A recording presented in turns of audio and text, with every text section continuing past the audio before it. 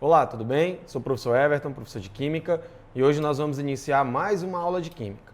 Na aula de hoje, nós vamos falar sobre separação de misturas, parte 1.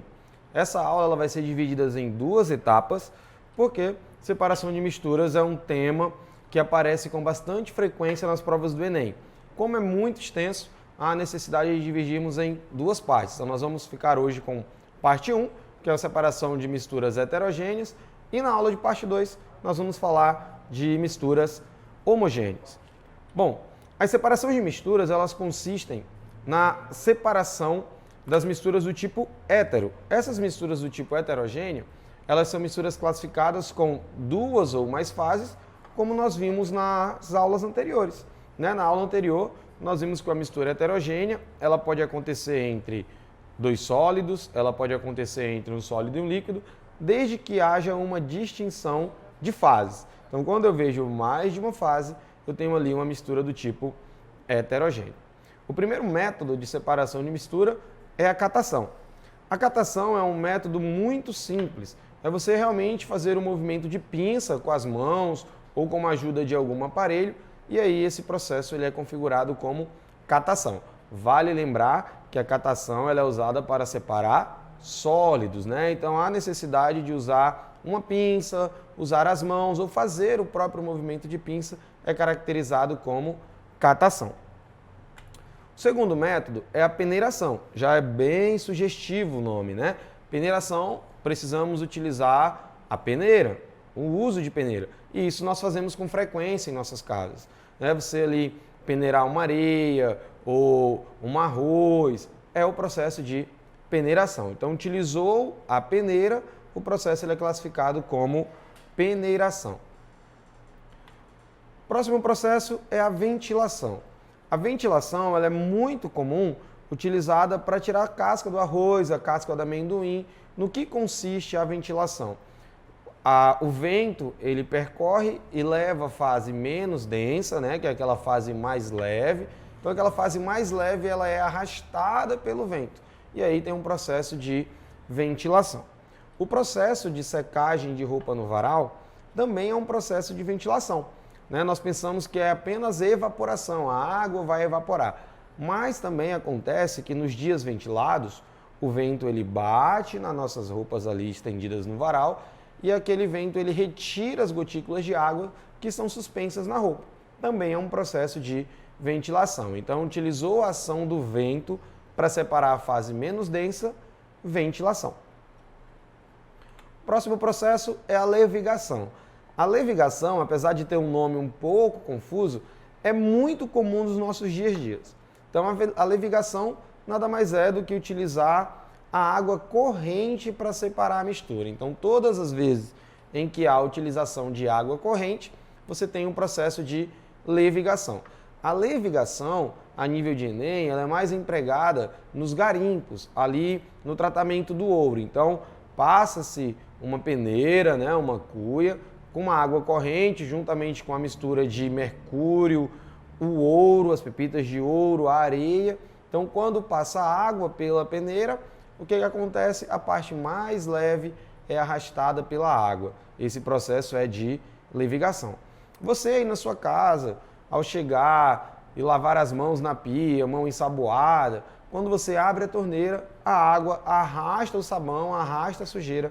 Isso também é um processo de levigação.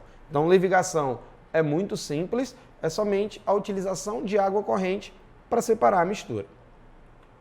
O próximo processo é a separação magnética, ou imantação, também pode ser conhecida como imantação. Na separação magnética, há necessidade de se usar um ímã, E essa mistura, obviamente, ela é usada para separar metais, pequenos pedaços de metais, normalmente chamados de limalha. Então, esses pequenos pedacinhos de metais, a linguagem química correta que nós vamos encontrar nas provas é limalha. Então, separei uma mistura com auxílio de um ímã, esse processo é chamado de separação magnética ou imantação. Próximo processo é a filtração. Na filtração, há necessidade de se usar um filtro. Também fazemos isso com muita frequência nas nossas casas, né? Ao fazer café, por exemplo, o filtro de barro que você pode ter em casa é um processo de filtração. Na filtração, há necessidade de se usar a fase sólida e a fase líquida, onde a fase líquida passa pelo filtro e a fase sólida fica retida nesse filtro. Esse processo é filtração. Então, fez a utilização de um filtro, o processo é denominado de filtração. Percebam que esses processos, eles são bem sugestivos, né? O nome da separação de mistura já me induz a perceber o que está acontecendo com a utilização daquele material. O próximo processo é a separação entre um sólido e um líquido. Esse processo de filtração, ele também pode ser muito confundido com extração. Então, o que acontece na extração? Na extração, quando eu uso uma água e essa água ela consegue extrair as propriedades químicas da substância, eu tenho um processo de extração. Questões que envolvem a produção de café são questões um pouco complicadas porque precisam de um comando extremamente específico.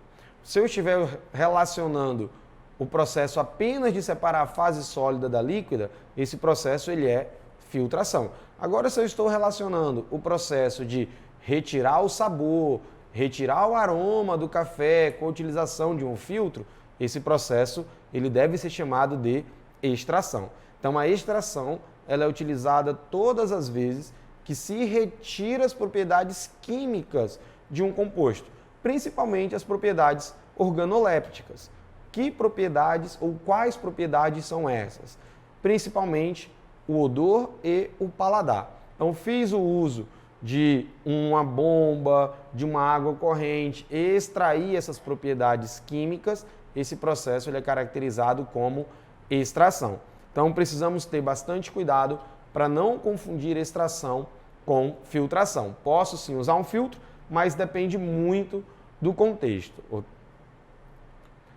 Bom, a filtração ela também pode ser entre um sólido e gás, né? Esse processo ele pode ser chamado também de aspiração, como se tem um aspirador de pó, por exemplo. Então, o ar ele passa no decorrer da mistura, então aquele ar passa pelo filtro e a fase sólida ela fica retida lá. E aí nós temos um processo também de filtração, porém entre um sólido e um gás, ou um sólido e um vapor. O maior exemplo disso, um filtro de um aspirador de pó. Próximo método de separação de mistura é a decantação ou a flotação. São processos extremamente semelhantes, mas que fazem coisas diferentes. Então, o decantar, ele está relacionado ao repouso. Então, quando há uma decantação, eu posso dizer que aquela fase sólida ou a fase líquida, ela vai se depositar no fundo do recipiente. Ela vai gerar um precipitado. Esse processo de decantação, ele pode acontecer entre um sólido e um líquido e também pode acontecer entre líquido e líquido, desde que eu tenha a separação de mistura ocasionada por diferenças de densidades. Já a flotação é o processo inverso. O decantar, a mistura vai para baixo e na flotação, a mistura mais leve, ela vai para cima. Um exemplo muito comum. Nos tratamentos de piscina, acontecem os dois processos. É adicionado àquele processo uma substância química, normalmente é sulfato de alumínio, e esse sulfato de alumínio ele vai gerar coágulos, né? Ele vai produzir uma coagulação. Então, esses processos acontecem porque as impurezas que estão separadas, que estão afastadas e são leves, essas impurezas elas vão se unir, vão formar flocos, vão ficar pesadas e irão descer. É tanto que quando se joga o sulfato de alumínio durante um dia, no outro dia todas as impurezas estão depositadas no fundo da piscina. Esse processo é decantação. Aquelas impurezas que não conseguiram ser depositadas no fundo do recipiente, elas vão ficar na fase superior, sobrenadante. E aí nós chamamos de flotação. Um outro exemplo de flotação é colocar pó de serra, né, serragem sobre a água. Isso faz com que a serragem ela não consiga afundar e ela vá flutuar, né? O nome é flutuar. Por isso que o nome do processo da separação de mistura é flotação. Então não vamos confundir decantar com flotar. Decantação, a fase vai para o fundo, e flotação, a fase mais leve, vai para cima. Até aí tudo bem? Então vamos seguir com o próximo método. O próximo método de separação dessas misturas é a decantação de líquidos líquidos.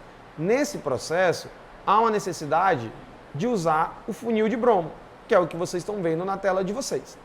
Esse funil de bromo, ele serve justamente para decantar a mistura. Então tem uma mistura de dois líquidos, claro que é importante frisar que esses dois líquidos precisam ser heterogêneos, eles não podem ser líquidos homogêneos, eles têm que formarem duas ou mais fases para eles poderem decantar. No caso do funil do bromo, é muito simples. A fase mais densa se deposita no fundo e a fase menos densa se deposita em cima. Então, o que acontece posteriormente a isso? Abre-se a válvula desse funil de bromo, aquela fase mais densa, ela desce completamente e quando chegar no menisco, né, que é aquela linhazinha ali que vocês estão vendo na tela, fecha-se a válvula e ocorreu a separação de misturas. Então, a decantação, ela pode ser entre um sólido e um líquido, e ela pode ser também entre líquido e líquido. Lembrando que é sempre repouso, né? A palavra-chave é repouso. Há uma necessidade da mistura descansar por um tempo para ela poder decantar. Vamos lá então. O próximo método é a centrifugação. Centrifugar tem a ver com rotacionar. Então, sempre que há uma separação de misturas utilizando uma rotação, o nome desse processo é centrifugação. Pode ser um processo em que haja uma separação de sólido e líquido e pode ser um processo em que haja uma separação de líquido-líquido. Então, sempre que separar a mistura utilizando um processo rotacional, o nome desse processo é centrifugação. Né? Nós temos em casa centrífugas. E qual é a missão de uma centrífuga? Lava-se a roupa, coloca na centrífuga a roupa completamente molhada, esse processo vai rotacionar, a centrífuga vai girar ali com uma alta velocidade e a água, como é mais leve, vai ser jogada para fora do recipiente. Esse processo é chamado de centrifugação. Mas onde mais aparece a centrifugação? Nos exames de sangue. Lá nos exames de sangue, quando o sangue é colocado no tubo de ensaio e é levado a uma centrífuga, vai acontecer um processo rotacional, vocês podem acompanhar na tela, e aí nós vamos ter a separação das hemácias, dos glóbulos, onde o sangue vai ser separado das suas partes. Isso é centrifugação. O próximo método é a dissolução fracionada. Nós temos dois tipos de dissolução. Pode ser uma dissolução simples e pode ser uma dissolução fracionada. Na dissolução, há a necessidade que haja adição de solvente. Então, eu posso ter uma mistura de sal e areia, e como que eu faço para separar esse sal da areia? Eu posso adicionar água. Ao adicionar água, vai acontecer uma solubilização. Aquele sal que estava misturado na areia, ele vai ser dissolvido, por isso que o nome é dissolução, e aí eu terei água salgada e areia.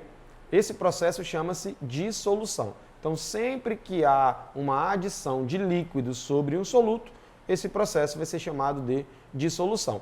Se eu quero dissolver apenas um material, é uma dissolução simples. Se há necessidade de dissolver dois ou mais materiais, é uma dissolução fracionada. Esses próximos processos que vocês estão vendo na tela, a água ficou água salgada. Como que eu separo essa água salgada? Nesse caso, eu tenho uma mistura homogênea, e isso nós vamos acompanhar na próxima aula. Então, há necessidade de vocês ficarem ligadinhos aí para acompanhar o resultado dessa separação nas próximas aulas. O próximo método de separação é a evaporação. A evaporação ela acontece de maneira natural e eu preciso separar um sólido de um líquido, né? É muito comum a evaporação aparecer nas salinas, por exemplo. Então, evapora-se todo o líquido e no final sobra somente a fase sólida. Então, nesse caso, se eu tenho uma água salgada, toda aquela água vai evaporar e no final do recipiente vai sobrar apenas o sal, que é a fase sólida. Porém, esse não é um processo muito utilizado para resoluções de questões, porque é um processo que é muito lento, né? E acontece de maneira natural. Então vamos praticar. Essa questão vocês conseguem encontrar no livro, né, no livro 1 de Química, na página 159. Ela diz o seguinte, é uma questão Enem, e ela vai nos dizer o seguinte. Leia o texto a seguir.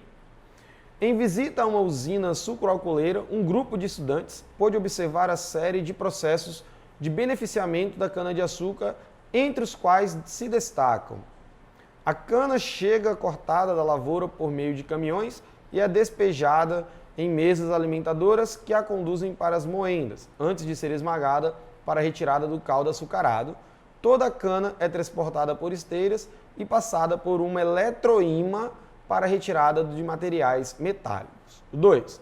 Após se esmagar a cana, o bagaço segue para as caldeiras, que geram vapor e energia para toda a usina. 3. O caldo primário resultante do esmagamento é passado por filtros e sofre tratamento para transformar-se em açúcar refinado e etanol. Vamos ao comando. Com base nos destaques da observação dos estudantes, quais operações físicas de separação de materiais foram realizados nas etapas de beneficiamento da cana-de-açúcar? O que essa questão quer da gente? Que nós saibamos, nessas 3 etapas, qual método de separação de mistura foi utilizado. Na etapa 1, a palavra-chave é eletroímã, então fez a utilização de um ímã. Na etapa 2, a palavra-chave é esmagar a cana, né? Então tem uma frase ali, esmagar a cana. E na etapa 3, passado por filtros, né? E sofre tratamento. Então eu tenho aí um direcionamento para resolver essa questão. Então na etapa 1 foi o eletroímã, na etapa 2 a cana foi esmagada e na etapa 3 ela passou por filtros. Então vamos ver qual desses métodos de separação mais se aproximam daquilo que a questão quer da gente. Separação mecânica não. Ó, letra B, separação magnética, combustão, não houve uma queima. Letra C, separação magnética, extração e filtração. Então tá aí nosso gabarito, ó, letra C, separação magnética por utilizar um eletroímã, extração por esmagar a cana, né? Então retirou as propriedades da cana, que foi o caldo, e a filtração, porque esse caldo ele passou por um processo de filtragem. Então, a questão tranquila, letra C, nosso gabarito. Próxima questão, diz o seguinte, questão 7, também do livro 1, lá na página 163. O bicarbonato de sódio é um sal que pode ser utilizado para solucionar diversos problemas cotidianos. Desentupir ralos, higienizar ambientes, clarear tecidos. Para todas essas aplicações, deve-se dissolver totalmente bicarbonato em água. Para cada aplicação, utiliza-se uma quantidade diferente desse sal. Caso se tenha preparado uma quantidade de solução maior, a quantidade utilizada pode ser recuperada o sal realizando uma. Bom, então o que aconteceu? Peguei um recipiente com água, adicionei ali o sulfato, né, o carbonato de sódio. Esse carbonato de sódio foi adicionado demais. E o que eu tenho que fazer para recuperar aquele sal que sobrou no fundo do recipiente? Então vamos acompanhar. Uma filtração, será que eu consigo fazer uma filtração? Floculação, formou flocos para recuperar o carbonato de sódio. Decantação, esse carbonato de sódio ele vai se depositar no fundo do recipiente. Evaporação, a água vai evaporar e no fundo do recipiente vai sobrar apenas o sulfato de sódio. E a letra E, condensação. Condensação é a mudança de estado físico, né? É a passagem do estado de vapor para o estado líquido. Isso eu já posso descartar essa alternativa. Então, o nosso gabarito é a evaporação. Então, como formou uma mistura homogênea, todo aquele líquido vai evaporar e no final do recipiente vai sobrar apenas ali o carbonato de sódio, o nosso sal. A próxima questão, ela diz o seguinte. Vocês encontram essa questão, né? A questão 8, ela pode ser encontrada lá na página 163. Óleo e água não se misturam. A frase repetida a exaustão por professores de química do mundo todo sai da sala de aula e se comprova na vida real cada vez que acontece um desastre marítimo. O design gráfico Anthony Burwell que mora em Londres, decidiu fazer arte para deixar essa teoria ainda mais clara. Produziu uma edição limitada de 200 pôsteres, impressos com óleo resgatado do vazamento de petróleo do Golfo do México. Caso o design precisasse separar as duas substâncias mencionadas no início do texto, ele poderia realizar uma. Quais são as duas substâncias mencionadas no início do texto? Petróleo, né, que é óleo. Esse óleo ele foi recuperado do mar, então é óleo e água. Como que eu faço para separar dois líquidos que são heterogêneos? Eu não posso utilizar a catação, que ali é catar dois líquidos. Filtração também não posso, porque esses dois líquidos iriam passar pelo filtro. Levigação é a utilização de água corrente. Coagulação teria que formar coágulos, blocos. E o nosso gabarito ficou como a letra E, que é a decantação, onde a fase mais densa é separada daquela fase menos densa. Bom, obrigado por a aula de hoje. Para essas e mais outras aulas, acessem nossa plataforma.